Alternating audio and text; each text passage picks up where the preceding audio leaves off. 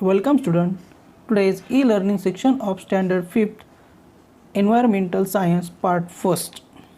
In this section we are going to see topic number 12 food for all, its part 2. In this second part we are going to see improved method of agriculture.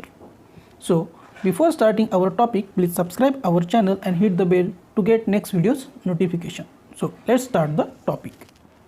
Improved method of agriculture, शेतीच्या आधुनिक पद्धती. आपण या आधीच्या पार्टमध्ये आपण पाहिलं होतं की ॲग्रिकल्चर म्हणजे काय असतं.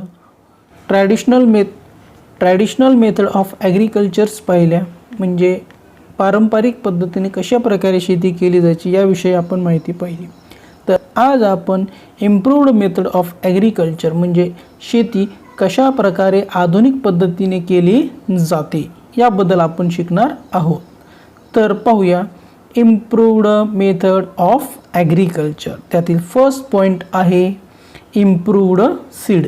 इम्प्रूव्ड सीड म्हणजे काय? सुधारित बियाणं. म्हणजे आजच्या घडीला जे आपण बियाणं वापरतो त्यामध्ये काय केलेलं आहे, खूप सारे वैज्ञानिक पद्धतीने बदल केलेले आहेत. मग काय आहेत हे बदल, तर चला आपण पाहूया. Earlier it was customary to preserve the seed of one harvest for sowing in the next season. पूर्वी शेतकरी काय करायचा, एका सीझनमधले धान्य काय करायचं, काही जपून ठेवायचं आणि ते जपून ठेवलेलं धान्य काय केलं जायचं, पुढच्या वर्षासाठी पेरणीसाठी वापरायचा. म्हणजे त्यामुळे काय होत नव्हतं, त्याला उत्पादन जास्त मिळत नव्हतं.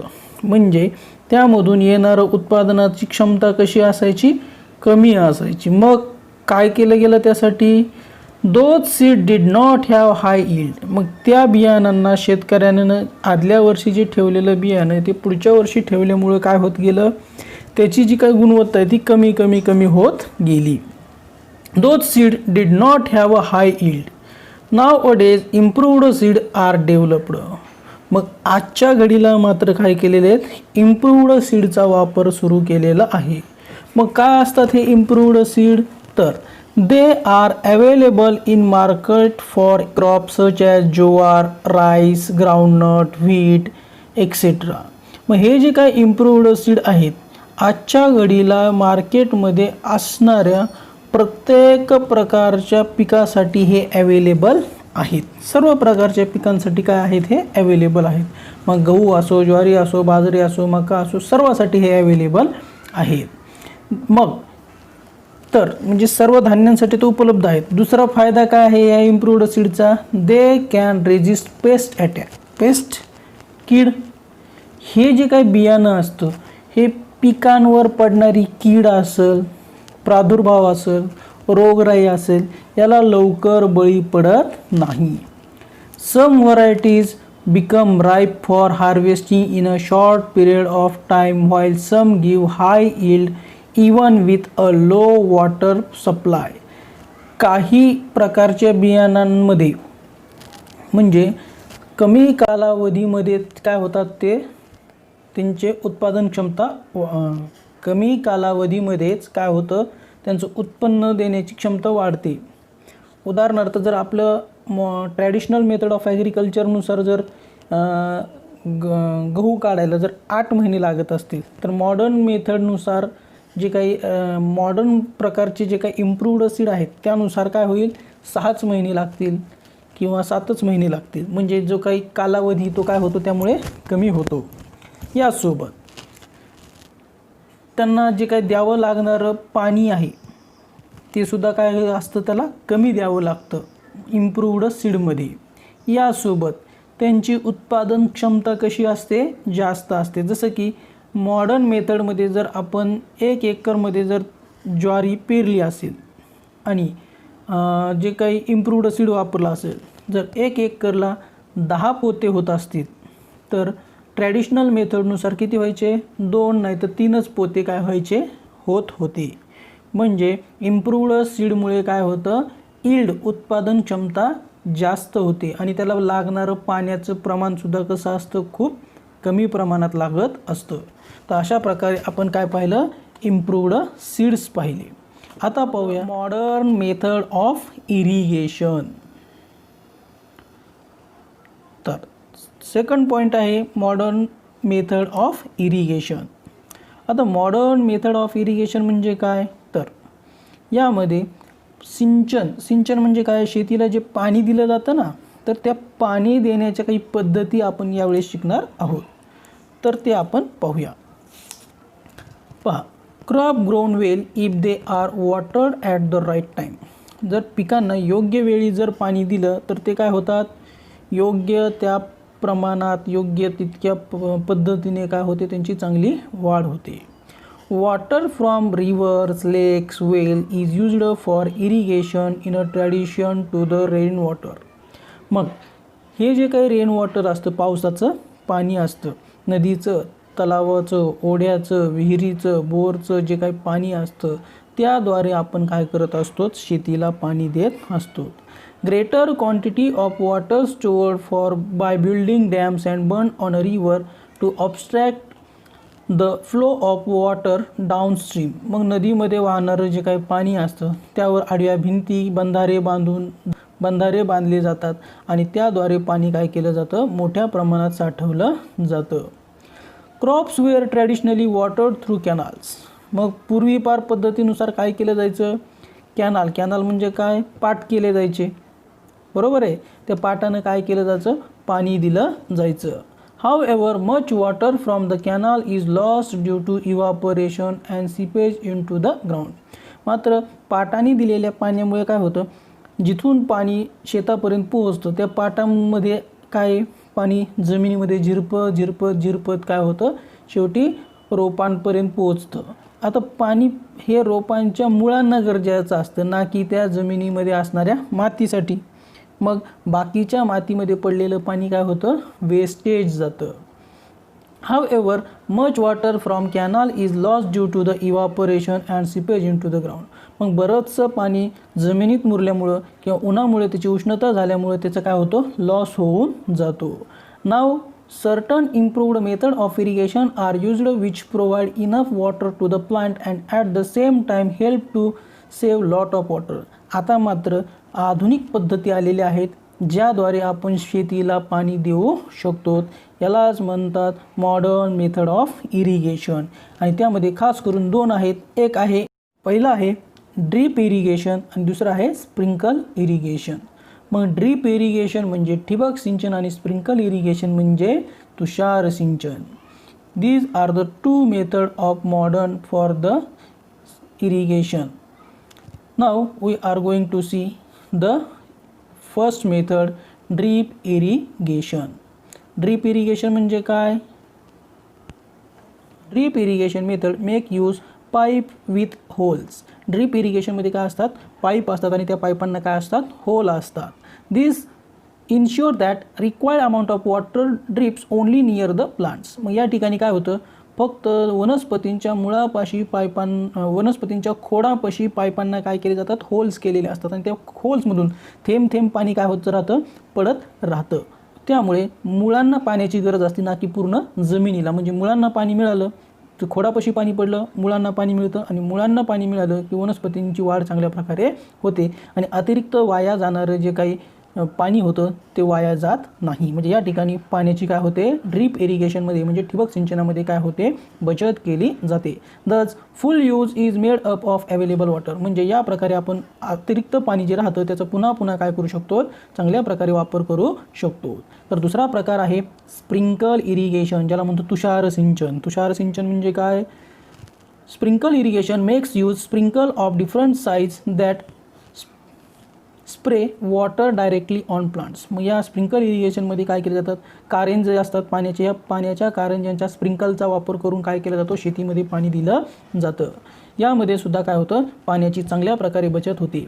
जर समजा एखाद्या शेतीला 100 लिटर आपण कॅनॉलनी नेहमीच्या पारंपरिक पद्धतीने पाणी देत असतो, म्हणजे समजा 100 लिटर लागत असेल तर स्प्रिंकल इरिगेशनमध्ये काय लागतं, 60 लिटर पाणी लागतं. किती लागतं, 60च. आणि ड्रीप इरिगेशनमध्ये फक्त 40 लिटर पाणी लागतं. म्हणजे या ठिकाणी जवळजवळ 40% पाण्यामध्येच पूर्ण पाणी देऊन होतं, तर स्प्रिंकलमध्ये 60% पाण्यामध्येच होतं. तर अशा प्रकारे आपण दोन मुद्दे पाहिलेले आहेत. आता आपण पुढचा मुद्दा पाहणार आहोत, ज्या मुद्द्याचं नाव आहे फर्टिलायझर्स. फर्टिलायझर्स म्हणजे काय? खते. If some crop are grown frequently in a field and the fertility of soil decreases. जर आपण काही पिकं पुन्हा पुन्हा काय करत असू, शेतीमध्ये वापरत असू, घेत असू, तर काय होईल?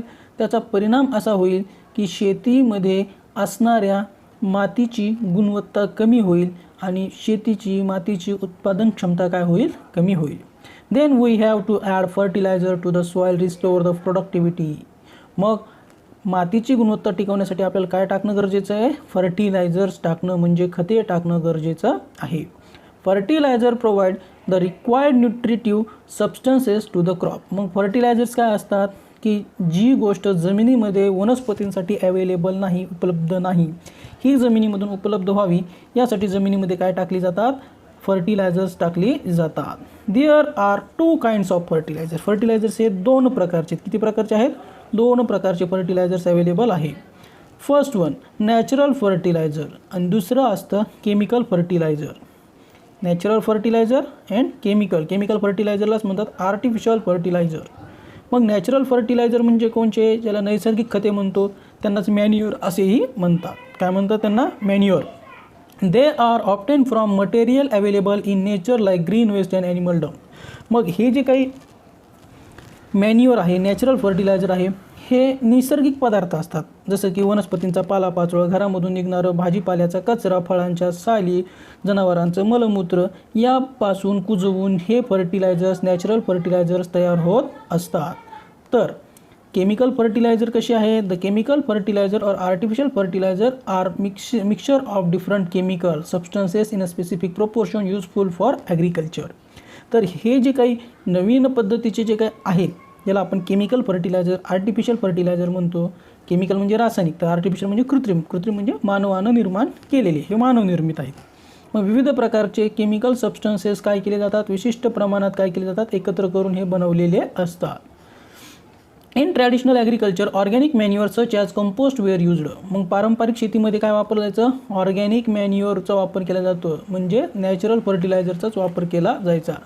Chemical fertiliser come to be used for quicker growth and higher yield. मग केमिकल फर्टिलायझरचाच वापर का करायला मागील काही 40-50 वर्षापासून जास्त प्रमाणात केला जाऊ लागला. का?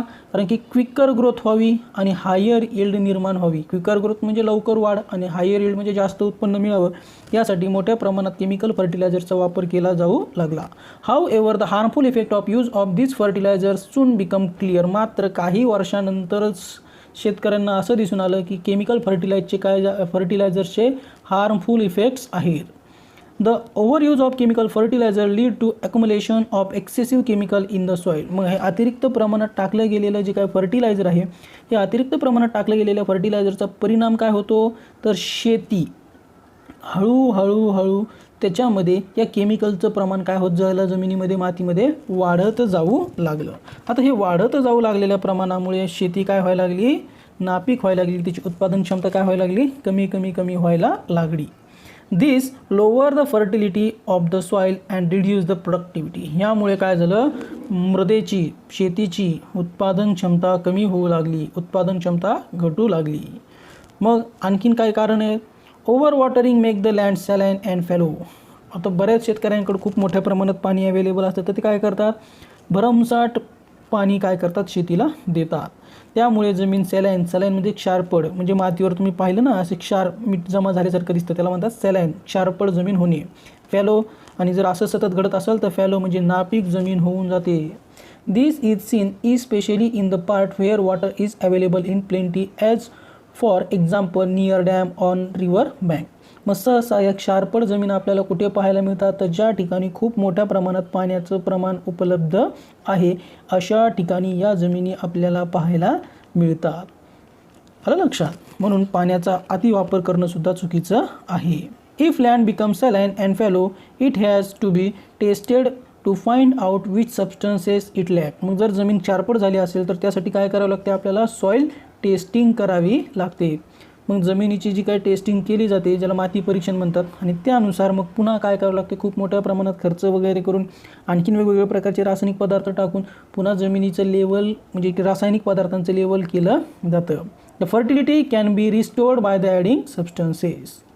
It is a costly and time consuming procedure. आणि ही कशी आहे, कॉस्टली म्हणजे खूप खर्चिक प्रक्रिया आहे, आणि खर्च तर होतोच होतो, मात्र तुमचे काही वर्षसुद्धा त्याच्यामध्ये काय होऊ शकतात, जाऊ शकतात, म्हणजे वेळ घालवणारी सुद्धा प्रक्रिया आहे. त्यामुळे योग्य प्रमाणात पाणी आणि रासायनिक खतांचाच वापर करा, परंतु योग्य प्रमाणात करा. Therefore it is better to avoid excessive use of fertiliser and water. आलं लक्षात. Protection of crop. The next point. Diseases and pest attack can damage crop in the field. आता शेतीमध्ये वनस्पतींना जसं आपल्याला हे आजार होतात, तसं वनस्पतींनाही आजार रोग निर्माण होत असतात. मग बऱ्याचदा त्यांना काही अंतर्गत डिसिजेस होतात, तर कधी कधी पेस्ट अटॅक म्हणजे कीड लागणे, बरोबर आहे. त्यामुळे शेतामध्ये असणारं पीक काय होतं, डॅमेज होतं. As a remedy insecticides and pesticide are spread on crop or certain chemical are rubbed on the seed before sowing. मग यासाठी होऊ नये काय केलं जातं, तर उपाय म्हणून कीटकनाशकांची पिकांवर फवारणी केली जाते, कीडनाशकांची फवारणी केली जाते. यासोबत विशिष्ट प्रकारचे रासायनिक पदार्थ पिकांवर फवारले जातात. काही केमिकल्स काय केले जातात, बियांना लावले जातात आणि मग त्यांची पेरणी केली जाते किंवा लावणी केली जाते. यामुळे काय होतं, कीड मारण्यास किंवा रोग कमी करण्यास मदत होते आणि पीक काय केलं जातं, खराब होण्यापासून वाचवलं जातं. आता आणखीन काय आहे मॉडर्न मेथडमध्ये, तर स्टोरेज ऑफ ग्रेन. धान्याची साठवणूक महत्त्वाचं आहे. एवढं सगळं केलं आणि स्टोरेजच नाही केलं तर त्याला कीड लागू शकते. First the harvested crop safely is an important as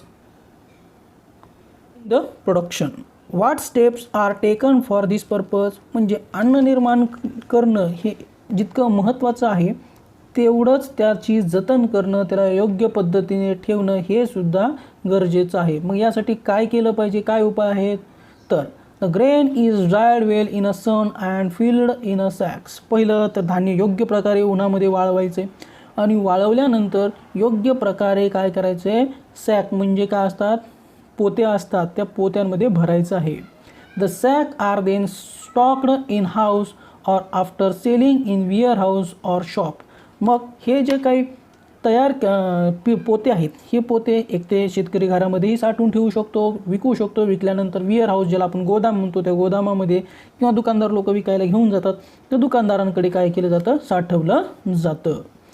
stored grain can get damaged in 2 ways. मग जे काही साठवलेलं धान्य हे 2 प्रकारे खराब होतं. पहिलं तर mice, rat, insect can spoil the grain in a great extent.